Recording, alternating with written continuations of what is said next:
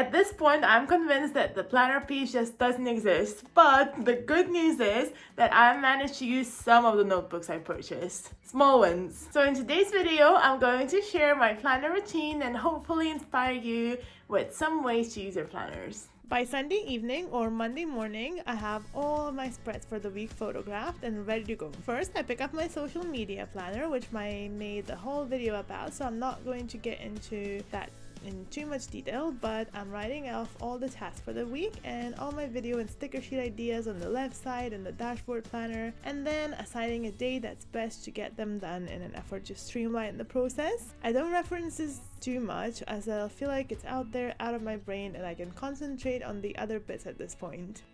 The next planner I have is my Catch-All Happy Planner, which is just for your general life. I assigned the sidebar for gratitude, which I fill in on next Sunday, as that's a great way to reflect on the week and also an easy way to think of something to be grateful for. This often ends up being the bit that's kind of like a summary for the week, but in a positive way, so I really can't be mad about having that in my planner. The next thing I do on Sunday is come up with a to-do list for the first half of the week. Now, let me let you in on a little secret. Sometimes I just rewrite the to-do list from the previous week. My life is really not that intense to have an in-depth to-do list, which almost saddens me in a way, so I just do them for one half. For this upcoming week, I have to finally reply to some emails, do the bits for my job, and book the train, and buy stuff from Amazon on the Cyber Monday, and I really need to budget my upcoming salary with the gifts as I want to put a good chunk aside for the savings. We'll see how that goes. I'll also add the events if there's any, just so I can remember them, or birthdays. I have Christmas at Botanics for Saturday in Edinburgh and St. Andrews on Sunday. Busy. Then I also add little bits in that I know that I have to plan for,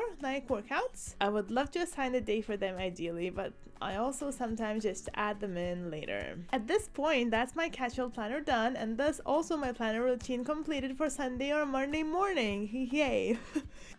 My favorite time comes for the end of the day, or if very busy, along with the next morning when I get to fill in the journals and such.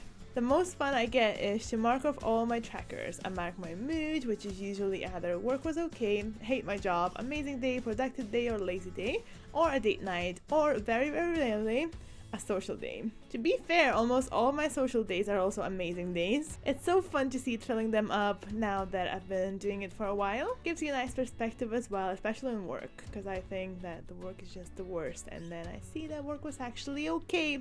What do you know?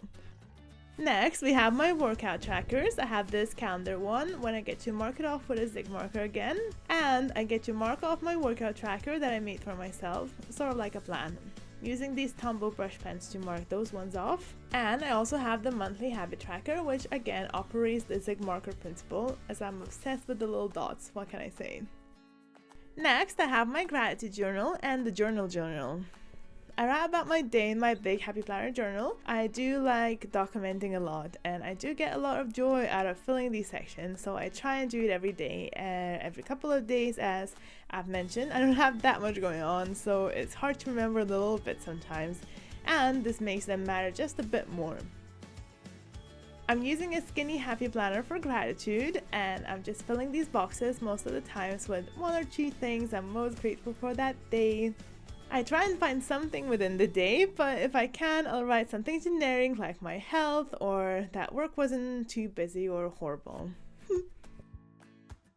This is when I'd also fill my classic Happy Planner with a lot of fluff if the day isn't filled up yet.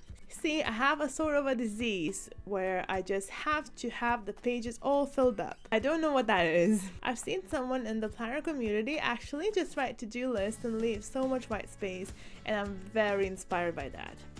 We'll maybe trial it for next year. Maybe. With this, the cycle continues of me filling up all of these planners throughout the week. At the end of the week, I'd fill up the bits that I missed, and most importantly of all, check some of the to-dos off.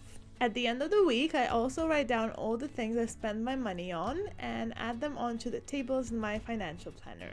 I love categorizing most of all, so this is what I'd call fun. Weirdo. And then of course, at the end of each month, I get to calculate all my expenses and promise myself I'll do better next month and not spend so much money on chocolate and stickers. True story. I've been thinking of adding them all up to see the yearly picture, but I don't want to. There's also some miscellaneous journals as well that I'd fill in at the end of the month, like my favorites journal with all the content I consumed, and my memory planners, yes, plural, with all the bits I deemed worthy of documenting throughout the month. I would of course document the more major outings sooner than that as well sometimes, as I just can't wait, most often than not, and just print out all my photos and get to work right away. There's also my reading journal that I'm filling in more and more now that the year's ending and I'm way behind on my Goodreads goal.